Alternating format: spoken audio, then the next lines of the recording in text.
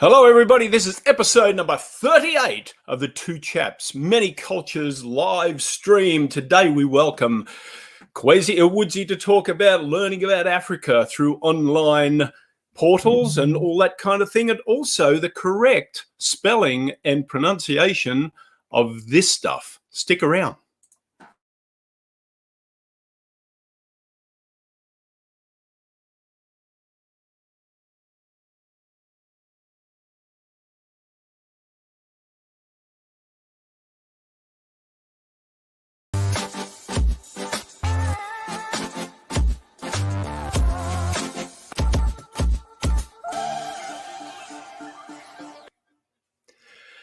Yes, folks, welcome back. It's Wednesday. Well, it could be any day. Happy hump day. Man. Episode 158. Can you believe it? Wow. What did you hold up there? I saw a can go up. Is it food? Oh, okay. No, that's not food. That's something else. Milo. I can't wait to hear about that. Keep that in your brain. Milo. That's what this is. Milo. You'll hear about this. Yes, today we have a wonderful guest, and I will share the story when we bring him on. But with no further ado, may we introduce today our very good friend, Kwesi Ewoodzie. Welcome. Yes. Hello. Hello. How are you, Kwesi? I'm doing well, guys. Thank you for having me on. You're very welcome. Taking time for us. Of course. And so let me tell you the story about this. This is he's already waving his finger. I was at a conference with Kwesi in Atlanta, actually not far from where he lives. And somebody had bought me this wonderful manna from heaven from my home country of Australia.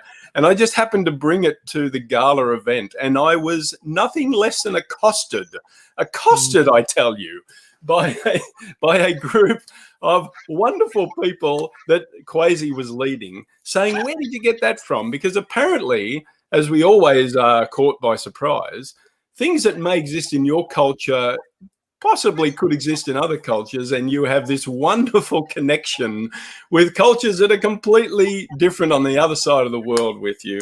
So this is Milo. How do you say it, Kwesi? It's Milo, okay? It's Milo. Get it right. End of story. Come on, Brett. Milo. Head with it.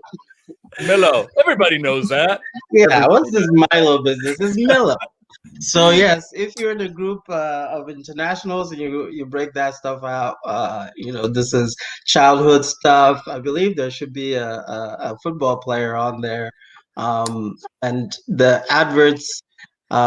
Okay, see, even rugby. What is that? No, this rules, I guess. This is from Australia. This is Australian rules, my friend. This is real. My goodness. Oh my goodness. The adverts in Ghana were mind blowing with kids, scissor kicks and scoring goals, and then they celebrate with Milo. So it was great. It was great to see. All right. Can you educate a stupid what this is all about? It's about a hot chocolate drink. Okay. Not this. This is coffee. All right. Yes, that's a chocolate drink. It's kind of a malt chocolate that you mix it. Think of what would be kind of equivalent. There's an equivalent here. It's kind of like Ovaltine type. Ovaltine, yeah, but Ovaltine is much inferior. Oh yeah. Much. Of course. Yeah.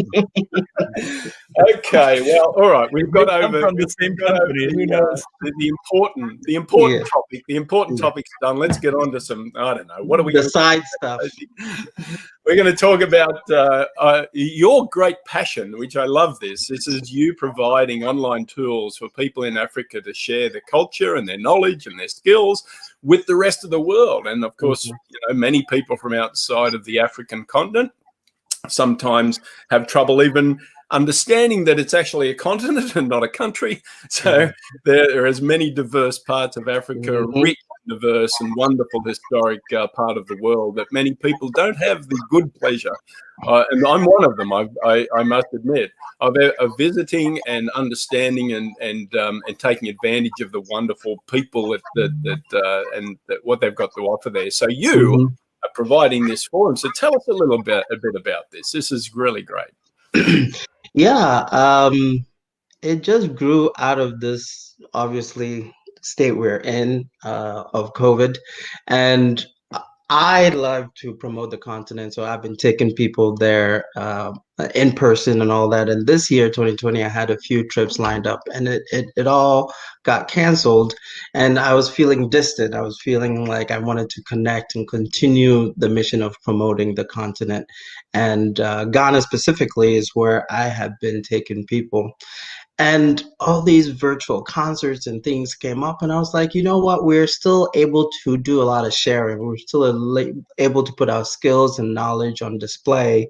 And the people I knew who were counting on me to bring groups, because that's part of their profession and their dedication, and I'm very proud of their own culture and spreading it, they also stuck, right? People are not there for them to share all this knowledge and their products and services with.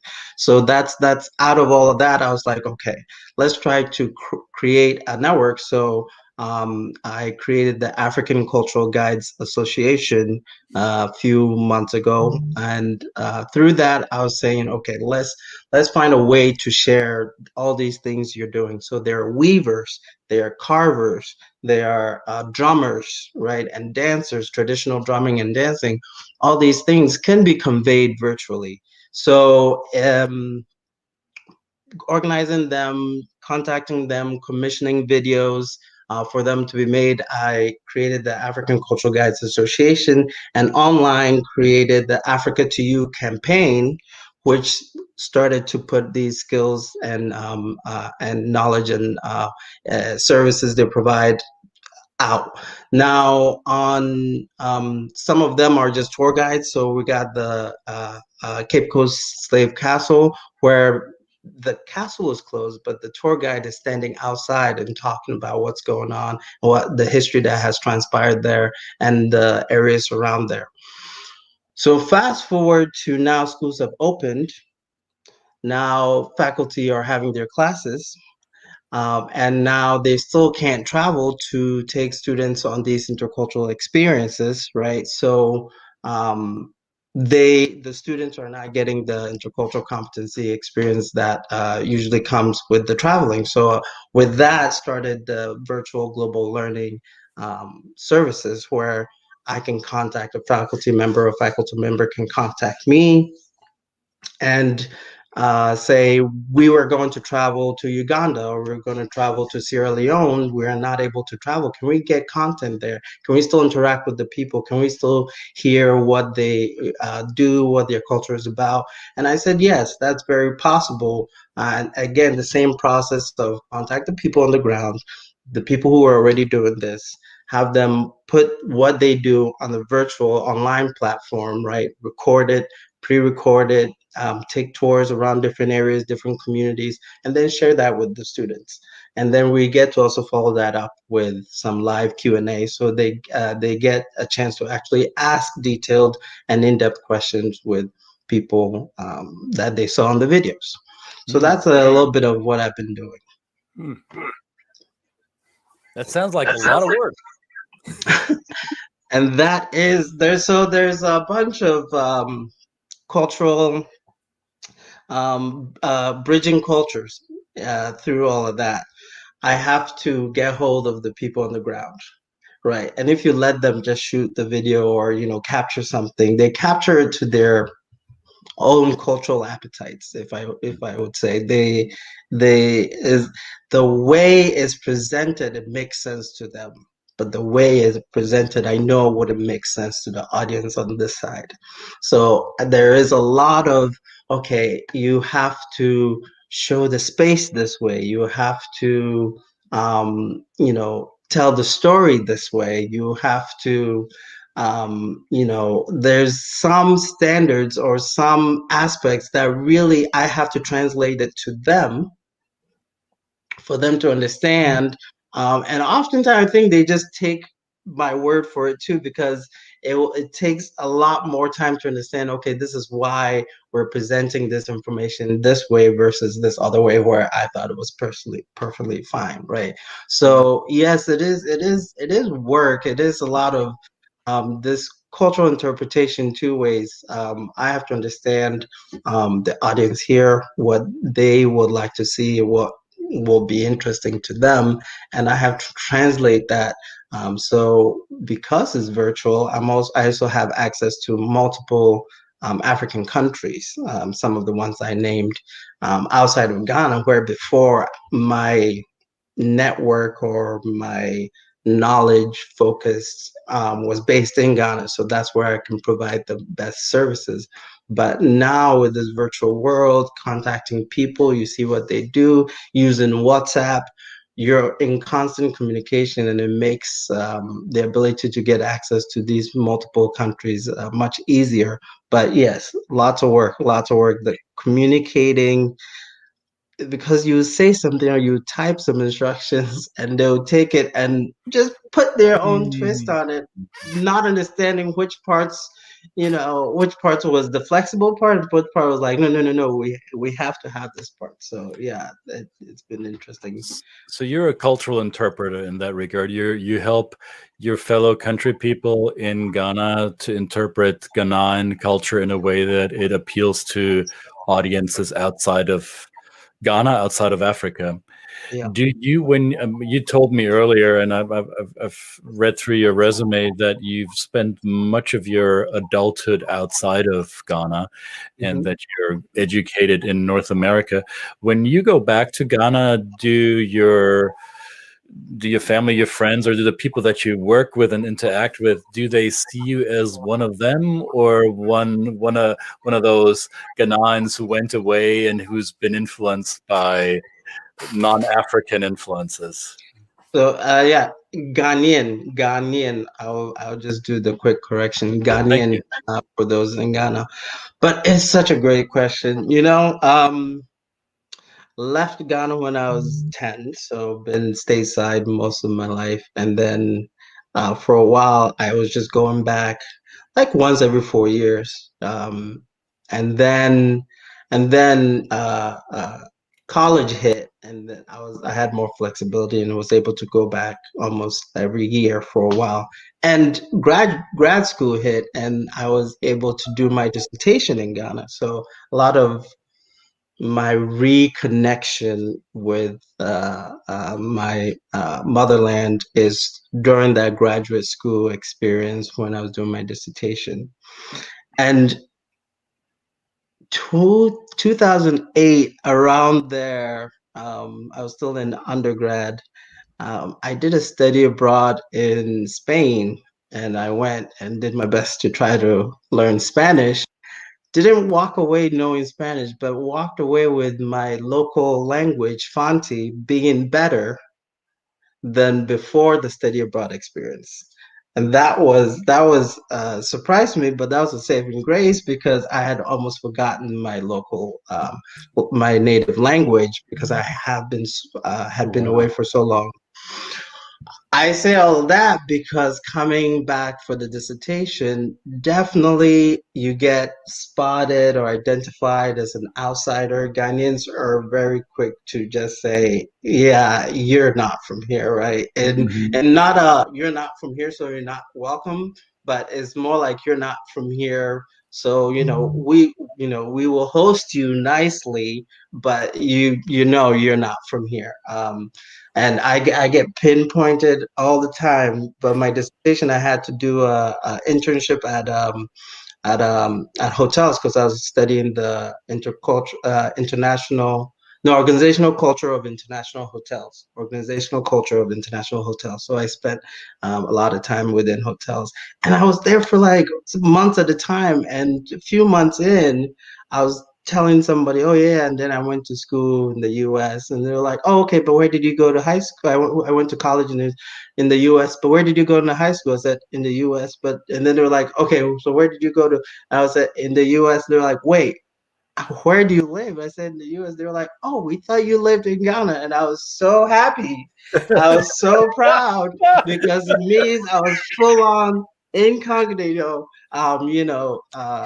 exhibiting my Ghanaian traits, and I thought it was great. But those were rare moments. But I also, when I get there, I love the local. I love the local. I love going to the local eatery spots. I love with the local drinks. I love the local hangout spots. So often, yes, the local Milo. We've got 𝙏𝙬𝙤 here, who's Ecce, yes, yes. So that's well, my. Look at this. What 𝙏𝙬𝙤 says here is that this is, I think, the killer one. This one right here. Till date, even adults live on Milo bread. I'm drinking to go to bed. Almost addictive. There we have it. That is a Ghanaian I met in Iowa. let me repeat that. That's a Ghanaian I met in Iowa. Yes, we were both at graduate school. What else did you learn in Iowa, Kwesi? I know you have a secret from Iowa. What did you learn in Iowa?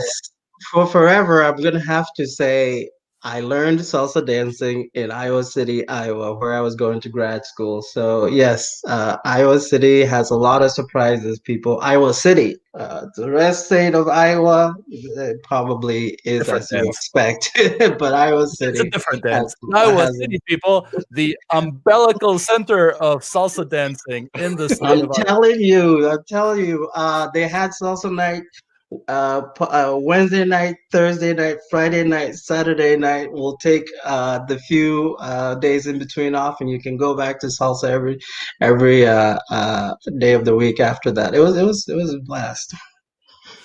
Oh, that's great. But yeah, being in Ghana, being seen as Ghanaian, that's definitely high. As one of the SNL jokes goes, high praise. It's a high praise for me.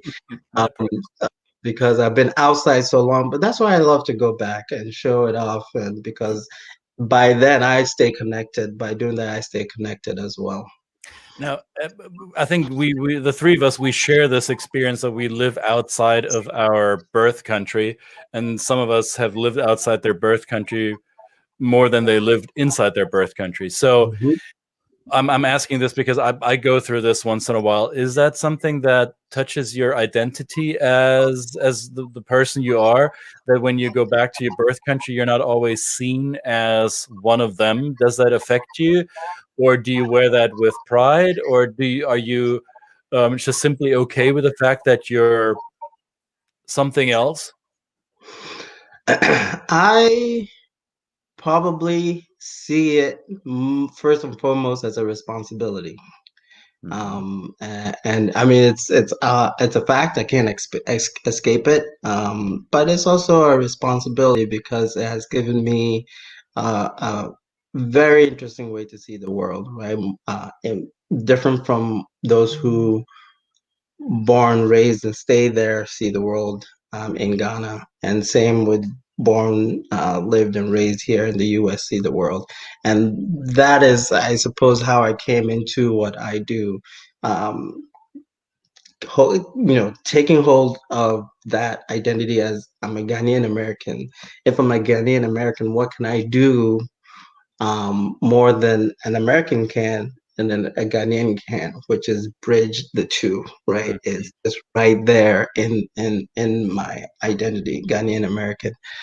So, and I understand all the strength and beauty and just amazing characteristics of passion and hustle and all that exists in Ghana. And I think if the resources and the opportunities are given to people who strive and just make it happen in that culture and that, in that environment, if it does come to that, and if it's all given equally, they will be doing amazing things and accomplishing some really amazing things for this world. And that's what I like to open people's eyes to when we go there. Just observe, see what's happening. You're not there to teach anybody. You're there to learn and to see how life can be, how vibrant, how incredible it can be, and outside the context of what do I have and all these things, and it will help you translate just that into your life here where you do have those opportunities. It will help you translate it a little bit more and reframe it in a way where you really appreciate all the things available to you. So when I go back, I see it as the responsibility, and it's a badge I wear, I suppose, with humility and pride. Nice.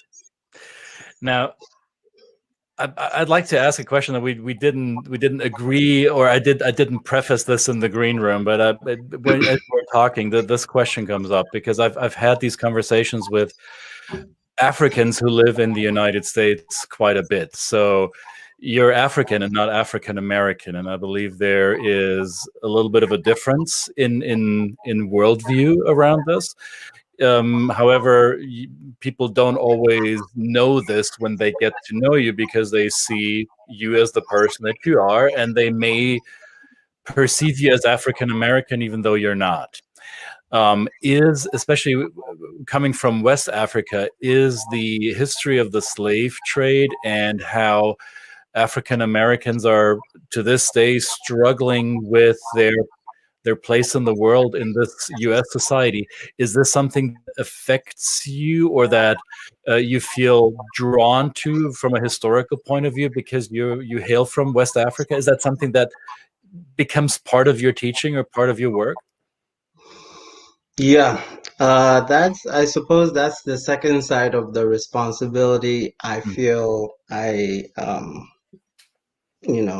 have to be aware of and respond to, which is, so I spoke of the Ghanaians and my responsibility to Ghanaians, but also the second half is my responsibilities to the Black Americans here, right? Which is, I took some Black Americans to Ghana, and I was like, oh, so and so, this person, oh, they're African Americans. They're like, okay. Oh, what country are they from? I'm like, no, they're African American. They're American. So I can't use that term because it doesn't apply. So I have to use Black American, right? But yeah, it's about that. I feel very lucky and very blessed to be able to have a connection with my homeland and with my home culture and home people. And that is something the community, the Black American community here, it's have continued to be denied that connection, right? And therefore, this is the, North America here in the U.S. is the only home they know. And above that is the home that keeps rejecting them and keeps making life more complicated. So it's this very hard situation of consistently making sense of that and trying to find some peace here when it just keeps not coming. And one of the things that I know really adds to that inner sense of peace, the identity, who I am, is connecting back to the continent. And West Africa and Ghana specifically is a very ideal place to make that connection. But I do believe making an authentic connection with any part of the African continent will provide that type of healing or that type of stability that is missing, right? So so what do? Making that, I make that a big part of my return home, through the work I do of taking people to the continent. And when you do that, especially for Black Americans, there's a very cautious, very specific, very purposeful kind of messaging and framing you have to offer for the experience to be as positive and as impactful as it can be, right? Uh, just like there is struggles here in Fit It In, if you just say, I'm going to Africa, and then you land and you do not take time, you're going to run into some of the same struggles and challenges. We talked about my identity of, I still go and I could be pinpointed as an outsider, right? And as somebody who doesn't, who's not part of us. And I was born there, right? Let alone somebody who wasn't born there, let alone somebody who hasn't had constant contact with the culture, who lands and who, from, because their home that they've known has rejected them, they keep thinking this other land is going to be their home, there's going to be their motherland in like that fantastical way. And you get there and you're still receiving like there's term, at least in Ghana, we use to kind of it encompasses foreigner and white person at the same time, obroni, which is that term. And if a Black American goes and keeps hearing that term and asks somebody, what does that term mean? And this person, not being so interculturally aware, doing that bridging I do, just say, oh, it means white person. Just imagine the heartache that can come from that if you're not expecting, or if you're not expecting it, or haven't been talked through or walked through what all of that means. So yes, that's part of my the responsibility I feel of facilitating that homecoming and using my knowledge of the life here, and knowing what they may or may not expect on the African continent, in Ghana and in other African countries, using that to kind of preempt or anticipate possible conflicts and bring them down to a more real expectations level. And through that, you get more of that bonding. You make more authentic connection because you see the people there in a real lens rather than in some fantastical lens. And after the connection is made, you find that peace, or you find that stability that you've been missing in your identity. But even if I get a week or a month in Ghana, I always feel refreshed in some way, because the environment here is so prove yourself, prove your worth, prove that you belong here. And it's just it's toxic to some extent, Right. and it does challenge the who you are, your identity, and all that. And I'm just so happy to have my roots and the community here that don't have that. And I see the pain, I see the heartache a lot, and it needs to be processed. And I think sometimes the visit to the continent is a way to process it. I think that was one of the most profound pieces of understanding that I came to, is just realizing that when I heard Black Americans saying, we white people have a heritage, they have a place. I have a heritage. I can trace my family roots back to the UK, Britain, for example. So most of us in this world have this ability to do this. But when you've had previous generations, that you basically, there's a dead end at how you can explore your origins. That's a whole story that is taken away from you. So you can't pass that on to your children. And then, as you say, also the country that you are in, which you call home and you expect should make you feel welcome, you have this sense of obligation to prove your worth of being here, which is so it's just an intensely difficult thing to get through, and I don't know whether I could personally and anybody could ever have the understanding of what that feels like, but I think that work is great and important and wonderful, what you're doing. Where do we find the work you're doing, Kwesi? I know you've got a website up here. We've got let me see. I'm bringing up some things here. This website here. What is this site here? Where?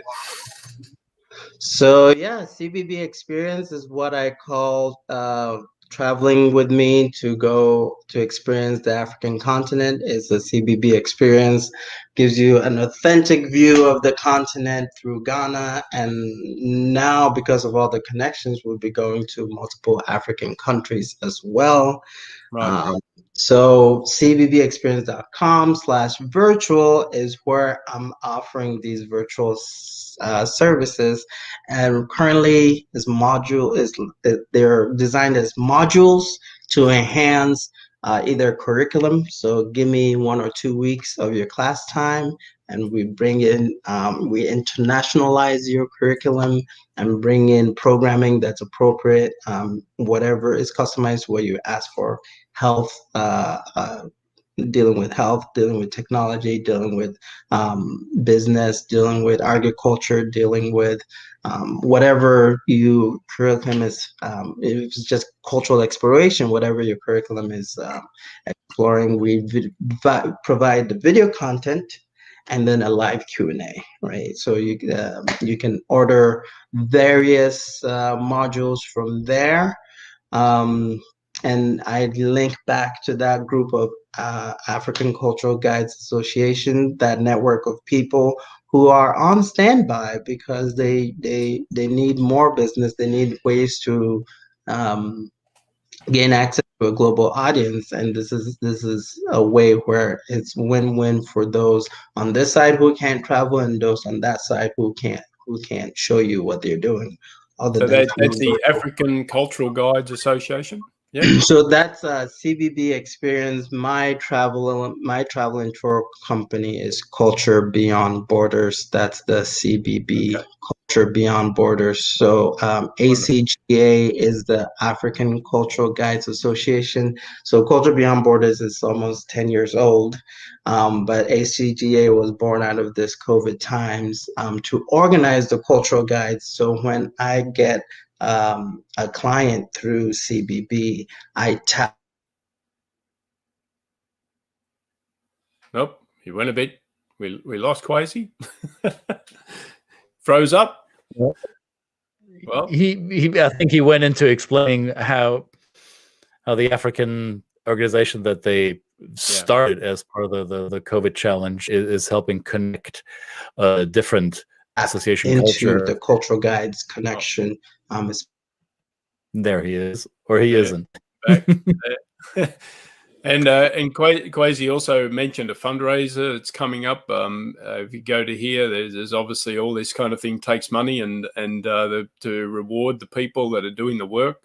Kwesi himself, of course, to make sure that this important work continues to move forward. And sorry, we've lost Kwesi there. He seems to have gone. I don't know. Maybe the weather's so nice outside, he's decided to go outside. That's what you get with technology that isn't always your there friend. He is. There he is. He's back. Was I talking too much? Did somebody kick me off? No, you were fine. We just lost you. You froze up and you were done. Yeah. So we were filling, we were, I was explaining why it's Milo, and in your absence, you weren't here to argue with me. Tell us about the fundraiser, Kwesi. You've got, I was just bringing this up. So the fundraiser and the resources that you're trying to provide to provide these services. Yeah. Yeah. So this one 100% goes to the cultural guides. This is the Africa to You campaign. There's been a number of videos released if you go on the Instagram, but this is the African Cultural Guides is the Instagram. This link, the fundraiser.com/Africa to You, is where you actually do the donating. It's like the GoFundMe page, but it's just a different platform. And if you donate, you can donate. There's a category where we send you these handbags made in Ghana. So you can look at that to see if that's interesting enough for you. But really, really the idea is we're raising money so I can commission them to make videos, and that's the idea of bringing Africa to You. One of them is telling the song weavers sing, because their machine makes the rhythm. They made a whole song out of it, and so the Kente Weaver song is one of the video. There's the Adinkra symbol going on. Am I back? No, you're still there. So yeah. Okay. Well, it's a bit patchy, Kwesi. So we might wrap it up. Thank you very much. I mean, this has been fascinating. Yeah. Thank you so much for sharing your work, and thank you for doing the work. I mean, this is important, and I think many people could really benefit from learning a lot more about the African continent and what they have to offer. And thank you again for your time. And of course, we're going to be still seeing a lot of each other in organizing the wonderful conference that we're in the middle of doing, because Kwesi is a rock star when it comes to organizing I don't know how you have time to do all this stuff, but anyway, it is what it is. This has been a great time working on our October conference as well. So it's virtual, people, so come on in. Absolutely. What conference is this? What kind of conference are you talking about? Oh. Tell them. Well, a 𝙤𝙬𝙤 USA, Society for Intercultural Education, Training and Research, the wonderful organization that we're a part of, and the conference is coming up, virtual conference, online conference coming up in October, where of course you can definitely meet and greet and talk to Kwesi directly. You know, he's a bit of a rock star, but right there we're going to have him.